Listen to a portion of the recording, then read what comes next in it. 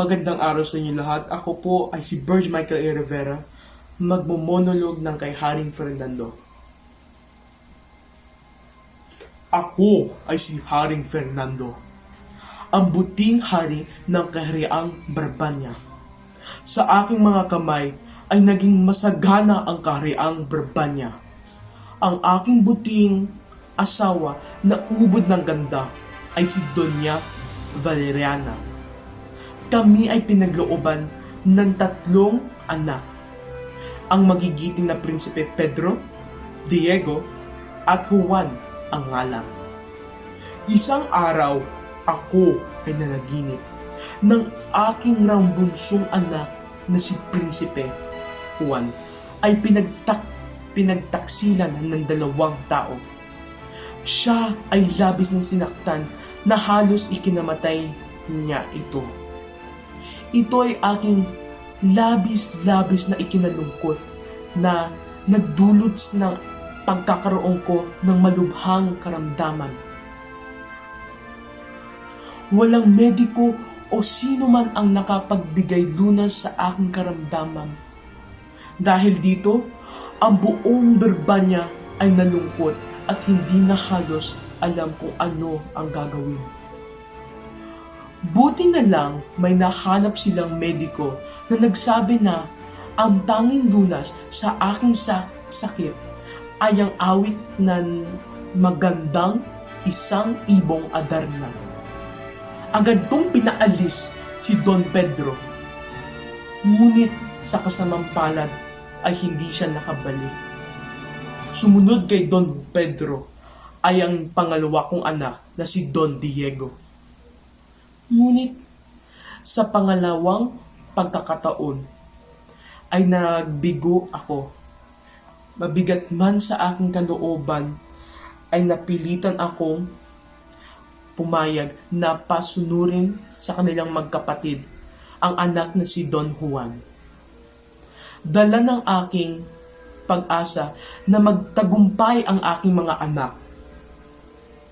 At sa wakas, dumating na nga ang araw kung saan dumating ang aking mga anak. Ngunit ako'y labis na nalungkot na si Don Juan ay hindi nila kasama.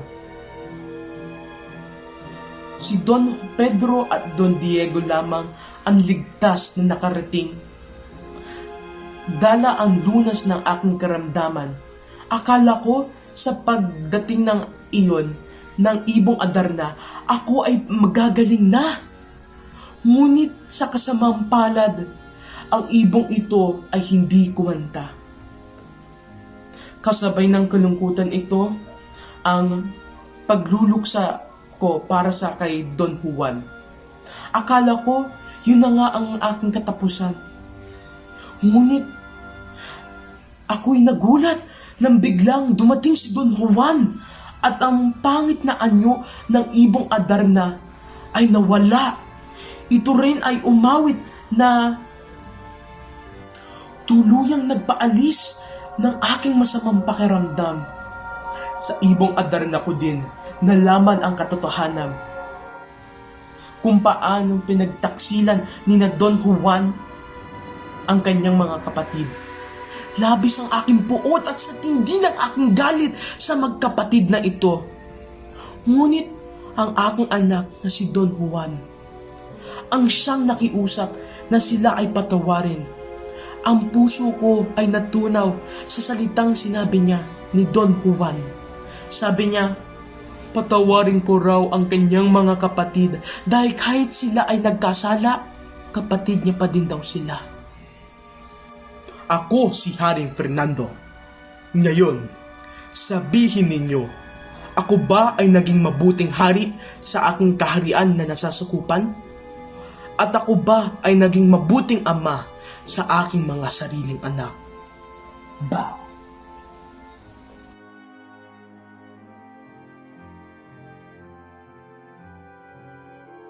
Salamat po sa pakikinig sa aking monolog. Salamat po. Bye-bye po.